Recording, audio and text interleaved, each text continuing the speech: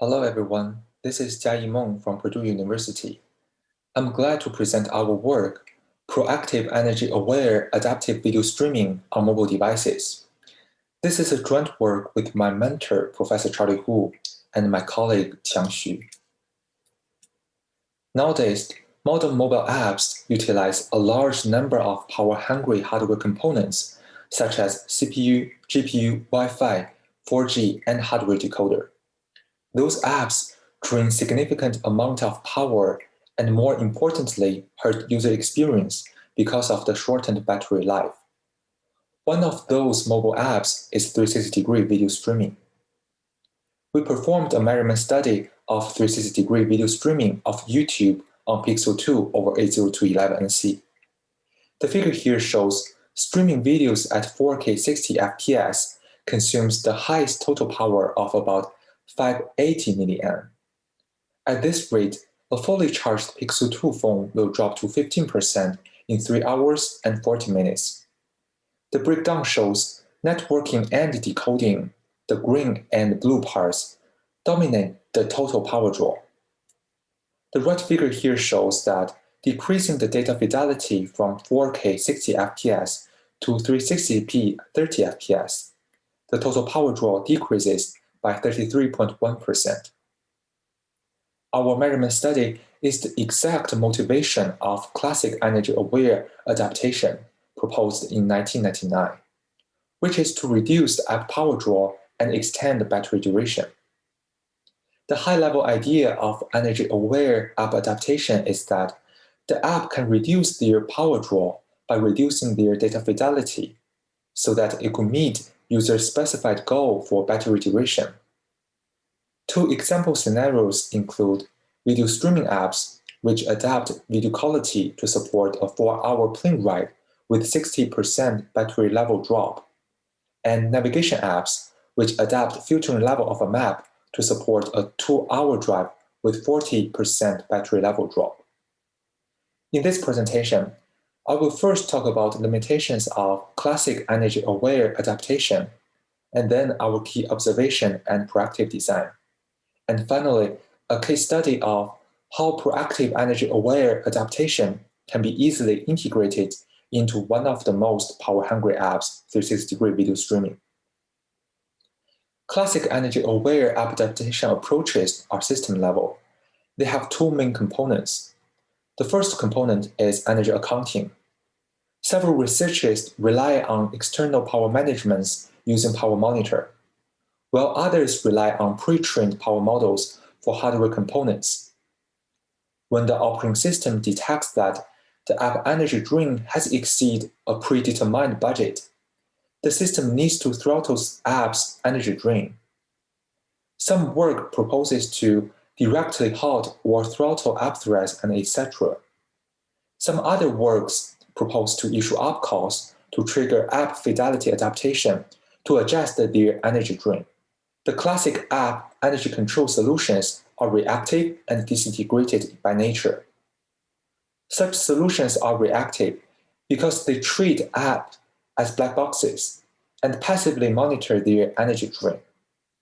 When the operating system detects any deviation of the app energy drain from the pre-specified budget, it informs apps of the need to perform adaptation reactively. Those solutions are also disintegrated because the two tasks are performed in isolation. The operating system monitors the app energy drain while the app performs adaptation. The implication of the disintegrated and reactive natures of those solutions is that the app does not know how much it should adapt in the next time interval, which can result in power draw and app fidelity oscillation. Here is the animation of how it can happen.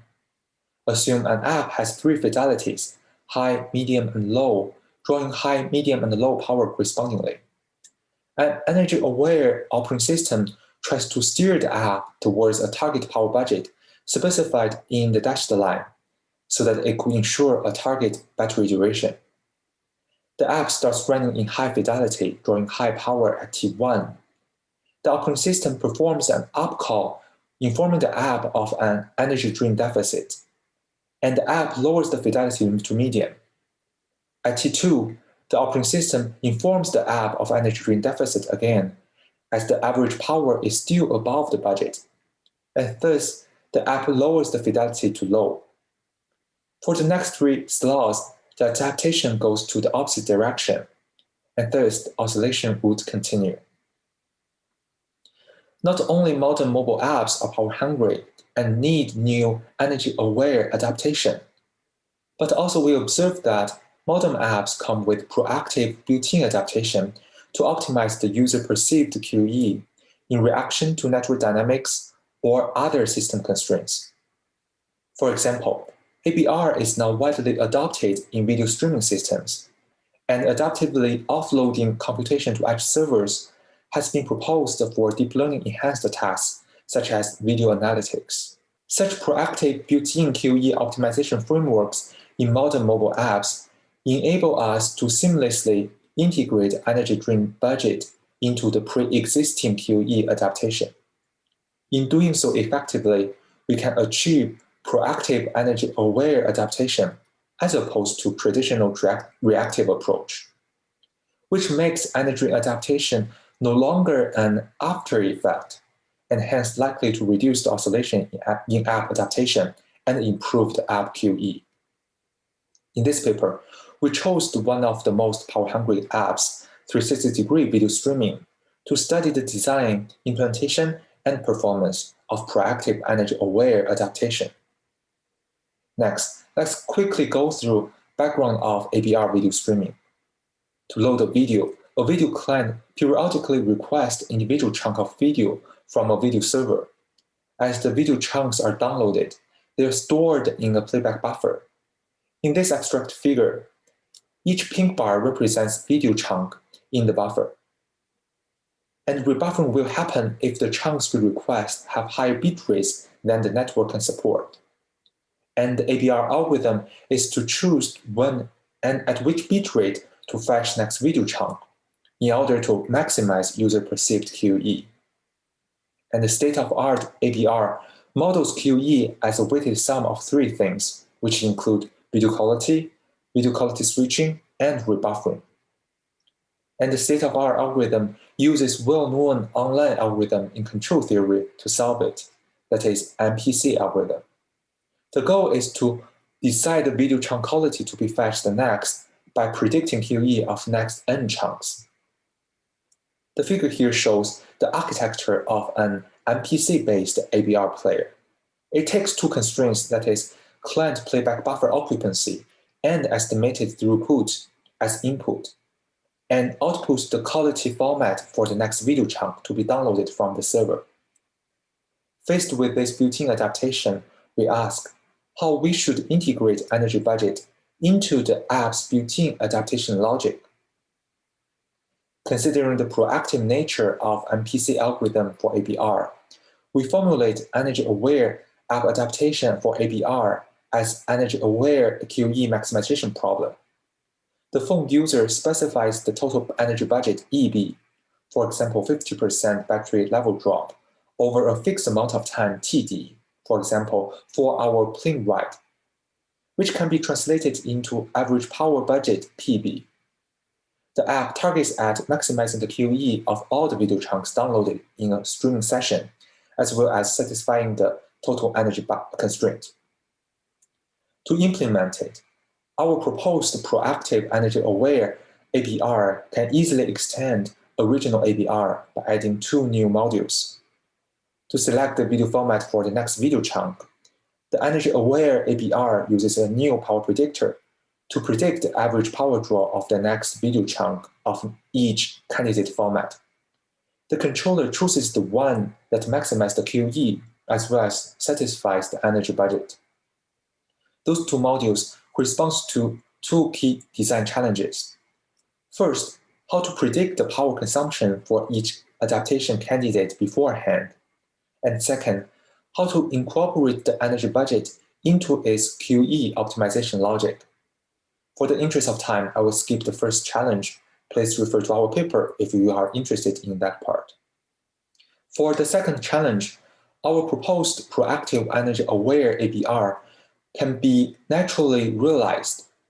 Here, the energy constraint marked in red is applied to next n video chunks, and make sure they satisfy the energy budget, which equals number of chunks to predict n times power budget PB times per chunk interval duration delta t. An energy constraint is different from other constraints, such as network dynamics, in that it is cumulative and elastic over time.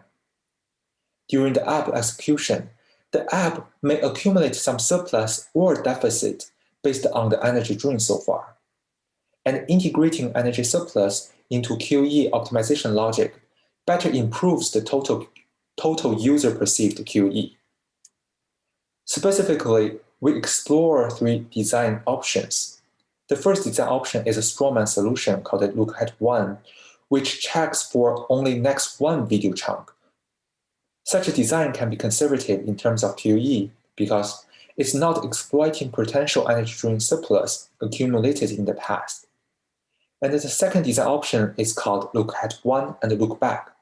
It extends the first design by exploiting the amount of energy saved during past intervals to exploit potential energy drain surplus accumulated in the past.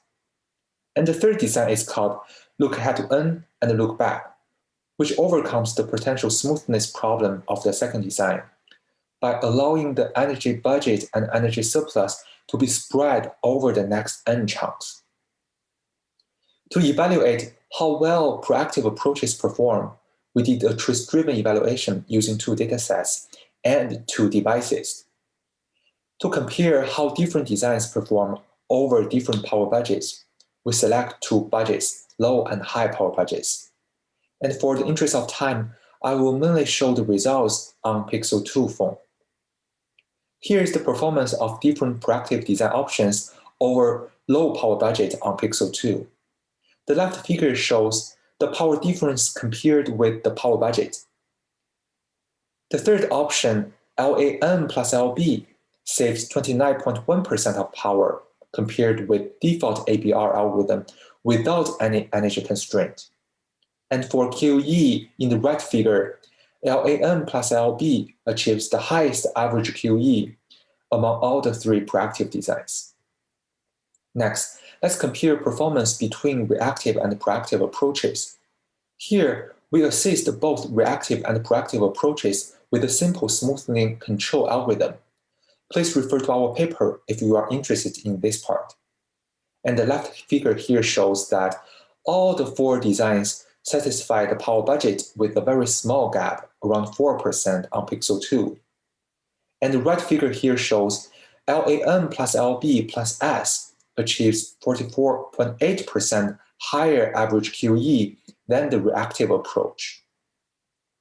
To understand why the proactive approach achieves better QE, let's look at the QE breakdown of those approaches. The figure here shows that LAN plus LB plus S achieves much lower quality switching and thus better QE compared with the reactive approach. In this paper, we focus on energy-aware adaptation of a single app. However, in practice, the user may be switching among multiple apps during the train ride, for example.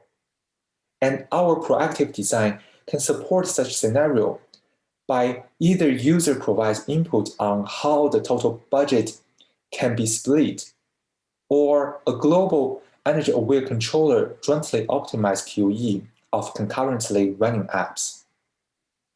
To conclude my talk, we show that classic reactive energy-aware app adaptation can lead to app fidelity oscillation, which can hurt user-perceived QE. And we observed that the built-in QE optimization frameworks of modern mobile apps naturally lend themselves to proactive energy-aware app adaptations. And we showcase how to integrate user-perceived energy budget with the built-in app adaptation logic of MPC-based ABR system, which has been open-sourced. And proactive energy-aware video streaming improves QE by 44.8% on Pixel 2 and 19.2% on Moto Z3 over the reactive approach under low power budget. That's all. Thanks.